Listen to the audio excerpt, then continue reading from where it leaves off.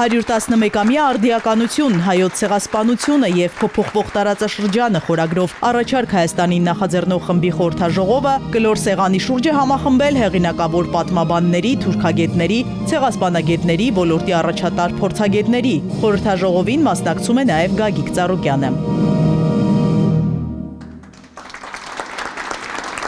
111 տարի անցել հայոց ցեղասպանությունը շարունակում է մնալ արդարության չվերականգնված պարտք։ Այն մեր ժողովրդի բաց վերքն է, որը մեզ պարտադրում է հիշել, խոսել եւ պահանջել։ Գագիկ Ծառուկյանն իր ելույթում կարևոր է համարում խորհրդաժողովի անցկացումը, ընդգծում երբեք չէր պատկերացնի, որ կգա ժամանակ, երբ մեր իշխանությունը կվախենա բարձրաձայնել հայ ժողովրդի ամենաարյունալի ոճրագործության մասին։ Առաջին հերթին ուզում եմ բոլորիդ սրտե ողջունել,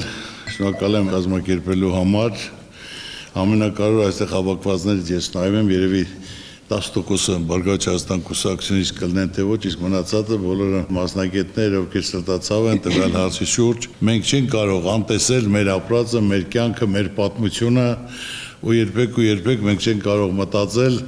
որ կգա ժամանակը, որ իշխանությունը կվախենա նայի Արարատին, կամ կվախենա խոսի ցեղասպանությունից, կամ կվախենա խոսի Արցախից, դա մեզ պատիվ չի բերում, ազգ, պետություն, դա դարերի պատմություն ունի, պետությունը ուժեղ է, հզոր է իր պատմությամբ, իր կենսագրությամբ, մենք դրանով հպարտացել ենք, դա պատմությունը, ուժը, հզորությունը։ Իմ մայրը միշտ իմ տատու պապը մորական կողմի, որ ասում Ալաշկերտից ենք 15 տարեկան հասակում եկել են, հիմնել են, ընտանիք են կազմել ու միշտ ասելով, հիշելով մենք չենք կարող մեր պատմությունը մոռանանք։ Ցանկացած բարդ խնդիրներ, պատմական խնդիրներ պահանջում են հանդիպումներ, քննարկումներ, իրար լսելու, քննարկելու, ասելու, վերլուծելու եւ ճիշտ որոշումներ կայացնելու համար։ Գագիկ Ծառուկյանը խոսում է նաև Արցախի մասին, ընդգծում այն մեր պատմությունն է, մեր ազգային ինքնության եւ արժանապատվության անքակտելի մասը։ Արցախի հետ կապված հարցը, որ չի կարելի խոսել, մենք ոնց կարանք մենք մոռանանք մեր հայրենակիցների պատմությունը, եղածը, արածը, դրածը, կամ քանդելով եկեղեցիները, վերացնելով մեր արվեստ, մշակույթ, դա ոնց դա չարիք է, դա ոնց կարացած դա մասին չասել։ Արցախում երեխաներ շրջափակված ժամանակ կազմակերպել ենք, այդ ժամանակահատվածում բոլոր ծնված երեխաներին խաչեր ենք ուղարկել։ Դա պատմություն է, որ նրանք պետք է հիշեն որտեղ են ծնվել, ինչ ա եղել, ինչ ուշադրություն, ինչ վերաբերմունք։ Այսօր հավաքվել են ամենալավ մասնագետները տվյալ ոլորտի, որ լիարժեք տիրապետում են, փորձել ունեն գիտելիքներ, իրենց մոտեցումներն էլ, որ լսենք, քննարկումը ասենք եւ վերջնական մեր որոշումը, մեր տեսակետը մենք կարողանանք հայտնել, հանձնել, կազմակերպել։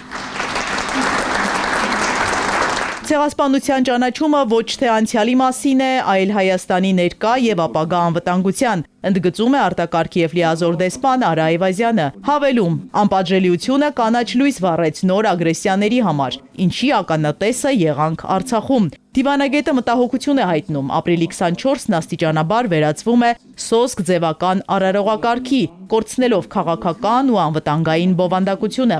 Ինչ է տեղի ունենում այն ազգի հետ, որը պահպանում է հիշողությունը որպես ձև, բայց կորցնում է այն որպես բովանդակություն։ Պատմությունը այս բանը չի ավարտվում, այն շարունակում է, բայց արդեն առանց մեզ որպես այդ պատմության սուբյեկտ։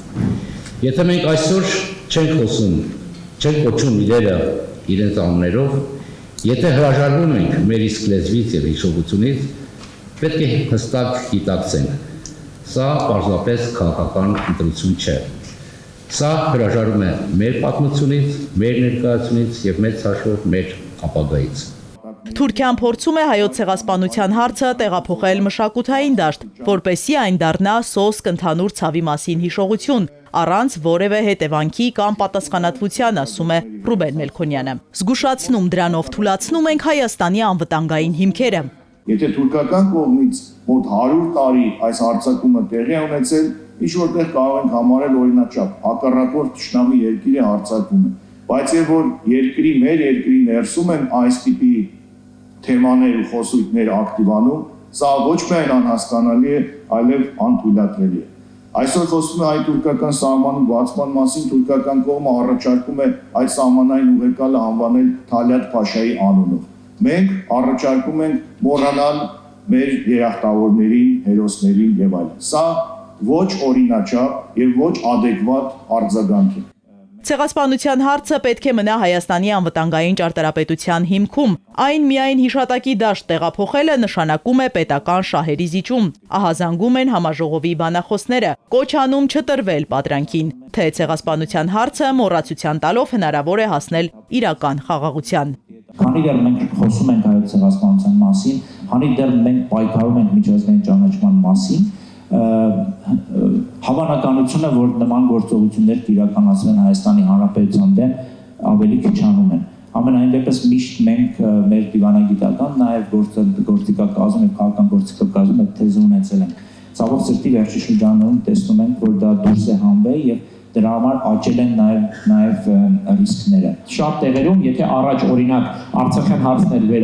ձևակերպվում որպես անգլերեն ասում են դրան disputed territory, այսինքն վիճարկելի տարածք, այսօր օրինակ Սյունիքն են արդեն որոշ տեղերում կոչում disputed territory, որպես վիճարկվող տարածք։ Այսինքն սա այն աշխատանքի արդյունքն է, որ անում է Ադրբեջանը, պարբերաբար նշելով, որ այս տարածքում եւս կան խնդրահարույց պատասխանատվության եւ այլ նմանատիպ ուրեմն հարցեր։ Եվ դժվար է պատկերացնել, որ այսպիսի իրադրությունում նույնիսկ ստորագրված փաստաթղթերը, որով մեծ կասկածի տակ է, կարող են փոխել Ադրբեջանում ամեն օր կերտվող այս իրականությունը, որն ակնհայտորեն ունի ցեղասպանական բնույթ, այլ ոչ թե խաղաղության։ Թուրքիան եւ Ադրբեջանը չեն փոխել իրենց հեռահար նպատակները հայ ժողովրդի նկատմամբ։ Արցախի բլոկադան, հայաթափումն ու արցախցիների բռնի տեղահանումը 1900 թվականի ցեղասպան քաղաքականության ուղղակի շարունակությունն են, ինչը հնարավոր դարձավ անպատժելիության եւ միջազգային անտարբերության պատճառով։ Մեզնից կախվածն այն է, որ պետք է պայքարենք եւ արդարության համար եւ այս ցեղասպանության հետևանքների հնարավորինս վերացման համար, այդ թվում մեր ժառանգության պաշտպանության, Արցախի ժողովրդի վերադարձի համար եւ նաեւ հետագա ցեղասպանական ակտերի ու ոչրագործությունների կանխարգելման համար հայ ժողովրդի դեմ, որի գլխավոր նախապայմաններից մեկը հայատյացության քաղաքականության արմատախիլ անելն է։ Մեր նպատակը 88 թվականին ավարտվեց երկրորդ ողբերգությամբ։ Ի՞նչն է դրա պատճառը։ Որն է դրա պատճառը։ Ինչու ենք մենք անընդհատ պարտվում։ Մենք պարտվեցինք 100 տարի առաջ, պարտվեցինք 150 տարի առաջ, պարտվեցինք վերջին ժամանակահատվածում։ Այս խնդիրը եթե մենք չհասկանանք, դրա գենեզիսը չբացենք, մենք պարտվում ենք նաև Հայաստանը, ասենք դեսի մոնակ։ Դա ինչ երևի կոպիտ ահնչում է, դա փաստ է։